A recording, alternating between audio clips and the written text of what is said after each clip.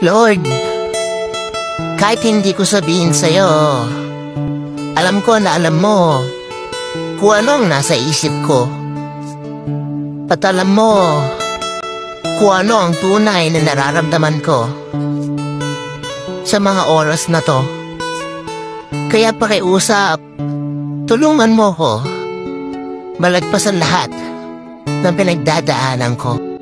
Kaya naniniwala ako na ang most important na prayer ng isang tao is hindi yung, Lord, bigyan mo ko nito.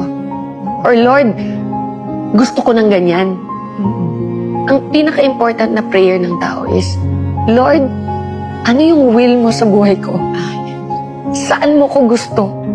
Kasi maraming pintuan Ton. Maraming pintuan na nagbubukas sa buhay ng isang tao. Pero alin ba dyan yung galing sa Kanya? And paano mo malalaman? Paano? Ang prayer is, kung hindi galing sa'yo, Lord, isara mo.